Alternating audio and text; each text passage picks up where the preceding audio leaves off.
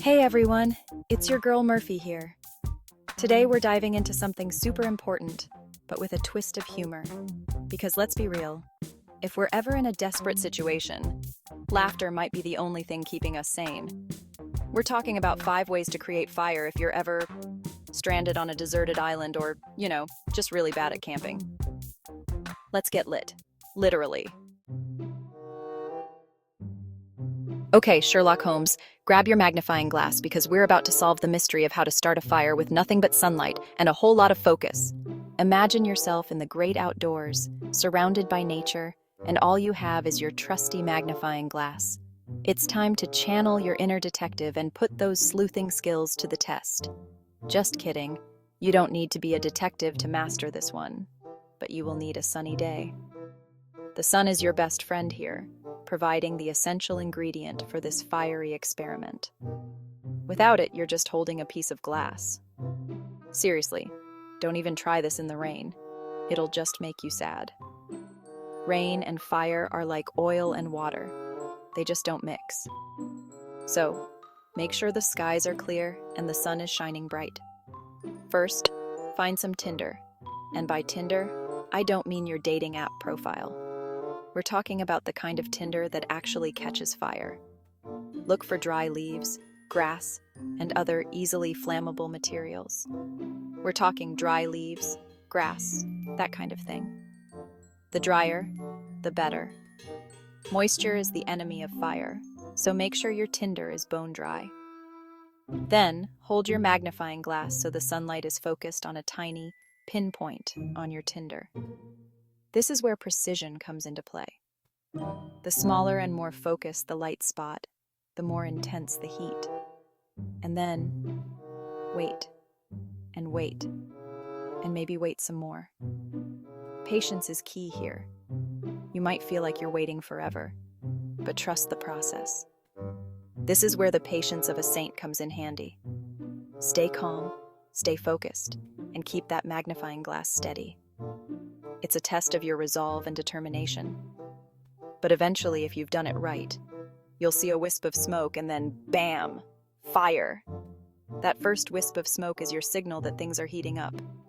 Keep at it, and soon enough, you'll have a small flame. You did it. You're basically a fire wizard now.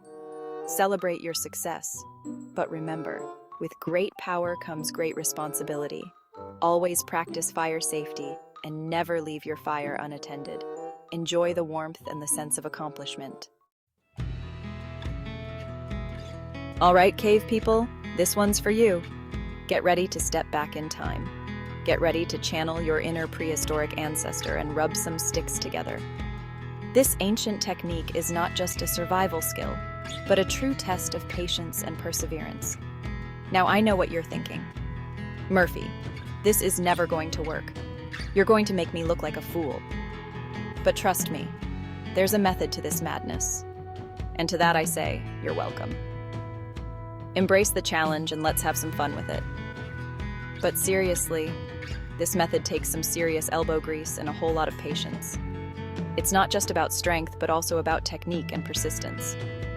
First, you'll need to find the right kind of wood. Not all wood is created equal when it comes to fire starting. Look for something dry and soft, like cedar or pine. These types of wood are more likely to catch fire due to their lower ignition temperature. Then, you'll need to create a notch in your fireboard and a spindle to spin. The notch will help collect the dust that will eventually ignite. Once you've got your setup, it's time to get rubbing. This is where the real work begins. Spin that spindle like your life depends on it, and eventually you'll start to see some dust and then, hopefully, an ember. This is the moment of truth. Carefully transfer your ember to a nest of tinder and gently blow on it to encourage a flame. This part requires a delicate touch. Congratulations, you've officially entered the Stone Age. You've not only learned a valuable survival skill, but also connected with your ancient roots. Now go forth and impress your friends with your newfound fire-making prowess.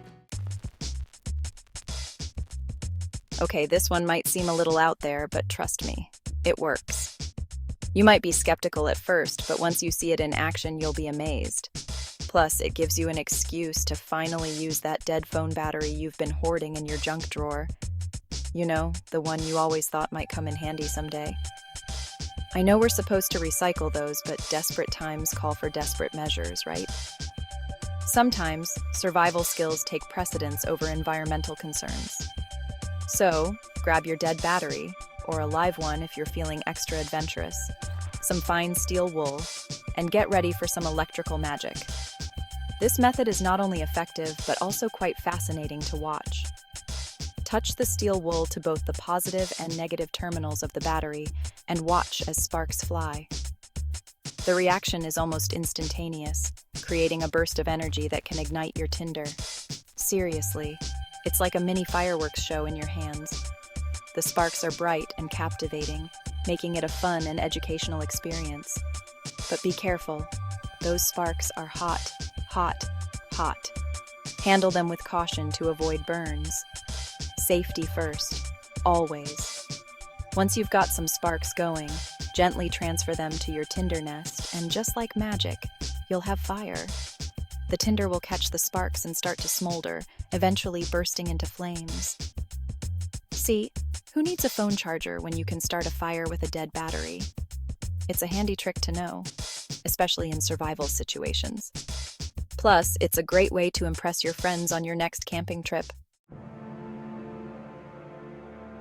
Get ready to unleash your inner Bear Grylls, because we're about to master the art of Flint and Steel. This method is as old as time itself, and it makes you feel like a true survivalist. Plus, it's a great party trick. Just imagine whipping out your Flint and Steel at your next camping trip. Everyone will be super impressed. Or maybe they'll just think you're a little extra. But hey, who cares? You've got fire. To use Flint and Steel, hold the flint in one hand and your steel striker in the other. Strike the steel against the flint at a downward angle, aiming for the edge of the flint. This will create sparks that you can then catch with your tinder. It might take a few tries to get the hang of it, but once you do, you'll be starting fires like a pro. Okay, let's be real. Sometimes you just don't have the time or energy to rub sticks together or search for the perfect magnifying glass. And that's where the fire starter kit comes in. This is basically the easy button of fire starting, and there's no shame in using it. In fact, I highly recommend keeping a fire starter kit in your car, backpack, or even your pocket, just in case of emergencies. Most fire starter kits come with waterproof matches, a striker, and some kind of tinder, like cotton balls soaked in petroleum jelly. Simply strike a match, light your tinder, and voila! Fire. It's so easy, even I can do it. And trust me, when you're cold, wet, and desperate for a warm meal, you'll be thanking your lucky stars you packed that fire starter kit. And there you have it, folks. 5 life-saving ways to start a fire when you're in a pinch. But wait, here's an extra tip. Always carry a small fire starter kit and some waterproof matches with you. Trust me, you'll thank me later. If you enjoyed this video, don't forget to like, subscribe, and hit that notification bell. Stay safe and stay lit.